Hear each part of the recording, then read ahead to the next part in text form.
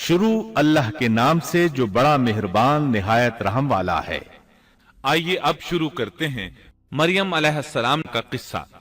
اللہ تعالیٰ سورہ آل عمران آیت 33 اور 34 میں فرماتے ہیں، بے شک اللہ تعالیٰ نے تمام جہان کے لوگوں میں سے آدم کو اور نوح کو اور ابراہیم کے خاندان اور عمران کے خاندان کو چن لیا کہ یہ سب آپس میں ایک دوسرے کی نسل سے ہیں، اور اللہ تعالیٰ سنتا جانتا ہے۔ جس عمران کا ذکر قرآن مجید نے کیا ہے یہ داؤد علیہ السلام کی اولاد سے ہیں۔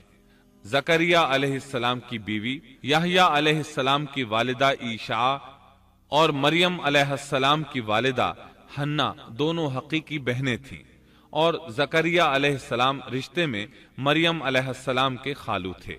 اس طرح یحییٰ علیہ السلام اور مریم علیہ السلام آپس میں خالہ زاد ہیں۔ اللہ تعالیٰ نے اس دور کے کئی واقعات کی طرف اشارہ کیا ہے۔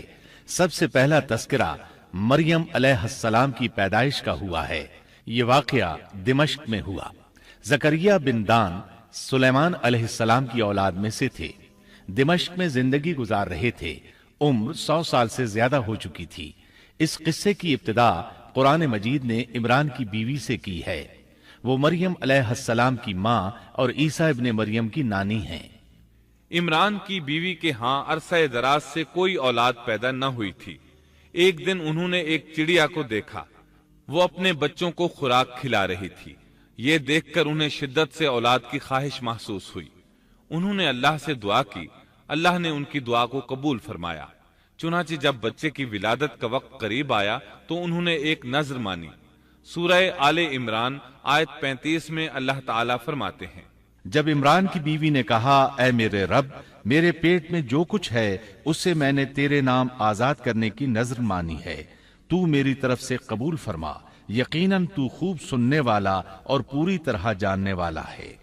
انہوں نے اللہ تعالیٰ سے اولاد کی دعا کی۔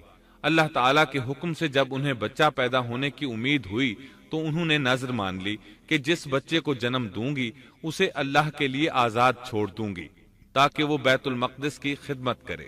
زکریا علیہ السلام اور آل عمران بیت المقدس کی طرف نقل مکانی کر چکے تھے۔ بیت المقدس یہودیوں کی عبادت گاہ تھی۔ یہ ان کا طریقہ تھا کہ اپنی اولاد کے بارے میں بیت المقدس کا خادم بنانے کی نذر مانا کرتے تھے۔ بچہ پیدا ہوتا تو علماء کے سپرد کر دیتے، وہ اسے تورات پڑھاتے تاکہ وہ عبادت کرنے والا بن جائے، بیت المقدس کی خدمت کرے۔ لیکن ان کے ہاں بچی پیدا ہوئی۔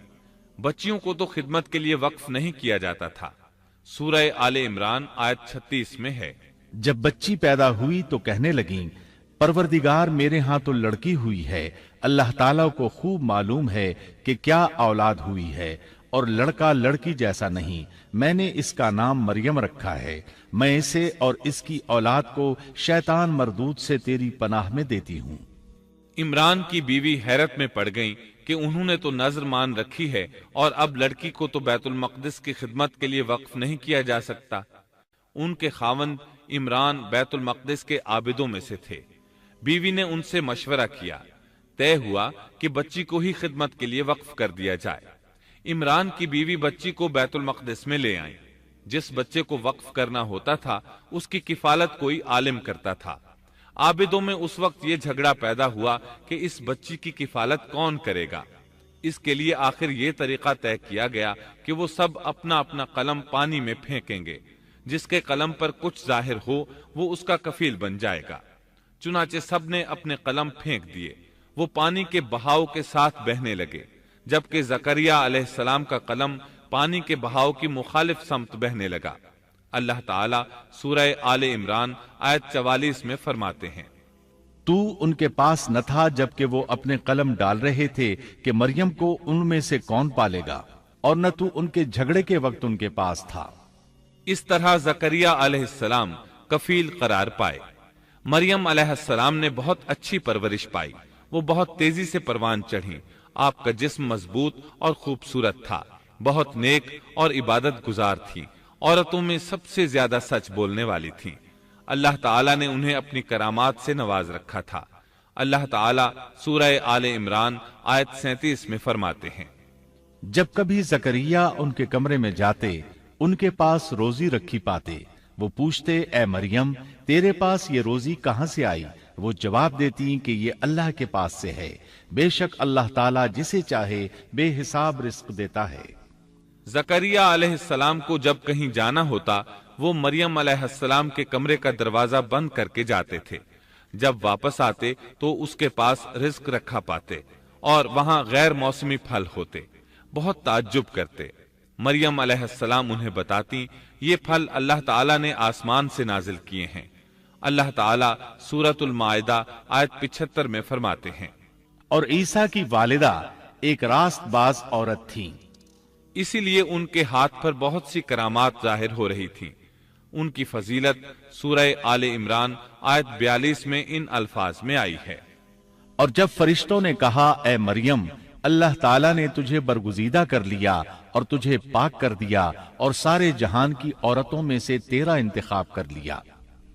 سورۃ المائدہ آیت 75 میں ہے۔ مسیح ابن مریم پیغمبر ہونے کے سوا اور کچھ بھی نہیں، اس سے پہلے بھی بہت سے پیغمبر ہو چکے ہیں۔ اس کی والدہ ایک راست باز عورت تھی۔ بخاری، مسلم، ترمذی اور نسائی کی حدیث ہے، نبی کریم صلی اللہ علیہ وسلم نے فرمایا، اپنے زمانے میں مریم علیہ السلام سب سے افضل عورت تھیں اور اس امت میں خدیجہ رضی اللہ عنہا سب سے افضل عورت ہیں۔ بہت سی احادیث میں 4 عورتوں کی فضیلت آئی ہے۔ نبی صلی اللہ علیہ وسلم نے فرمایا سارے جہان کی عورتوں میں سے 4 عورتیں افضل ہیں، مریم بنت عمران، فرعون کی بیوی آسیہ، خدیجہ بنت خویلد اور فاطمہ بنت محمد رضی اللہ عنہن۔ بس ثابت ہوا کہ مریم علیہ السلام کو اللہ تعالیٰ نے بہت فضیلت عطا فرمائی تھی۔ محترم سامعین، السلام علیکم ورحمۃ اللہ وبرکاتہ۔ اس بار ہم آپ کے لیے پیش کر رہے ہیں قصص الانبیاء۔ اللہ تعالیٰ نے انسانیت کا آغاز فرماتے ہی انبیاء کا سلسلہ شروع فرمایا۔ انبیاء اور رسول پے در پے آتے رہے۔ کہا جاتا ہے کہ رسولوں کی تعداد 300 سے زائد ہے اور انبیاء کی تعداد 1,24,000 سے زائد ہے۔ گویا اللہ تعالیٰ نے بنی نوع انسان کو سیدھا راستہ دکھانے کے لیے اتنی بڑی تعداد میں انبیاء اور رسول مبعوث فرمائے۔ قرآن کریم کے بیان کردہ قصص حقیقت پر مبنی ہیں، اس لیے دوسرے تمام قصص اور واقعات سے امتیازی حیثیت رکھتے ہیں۔ ان کا تعلق خیالات اور ذہنوں سے گھڑی ہوئی باتوں سے نہیں، بلکہ وہ زمین پر واقع ہو چکے۔ انسانوں نے اپنی زندگی کے مختلف ادوار میں ان کا مشاہدہ کیا، اور پھر یہ واقعات اس لحاظ سے بھی منفرد ہیں کہ عبرت کا باعث ہیں۔ قرآن کریم کے یہ قصص لطف اندوز ہونے کے لیے ہرگز نہیں سنائے گئے، بلکہ ان سے تو بنی نوع انسان کو سیدھا راستہ دکھانا مقصود ہے۔ یہ مقصد تھا کہ انسانیت عبرت پکڑے، روز جزا کے بارے میں آنکھیں کھول لے، ان واقعات کو سن کر اور پڑھ کر اپنا راستہ منتخب کر لے۔ گزشتہ انبیاء کی امتیں جو بھیانک جرائم کرتی رہی ہیں، ان سے اپنا دامن بچا لے۔ اسی لیے انبیاء کے حالات سے واقفیت از حد ضروری ہے۔ جب تک ہم انبیاء کے واقعات سے روشناس نہیں ہو جاتے، اس وقت تک قرآن مجید تک مکمل رسائی حاصل نہیں کر سکتے۔ Thanks for watching. Don't forget to like, comment, share and subscribe to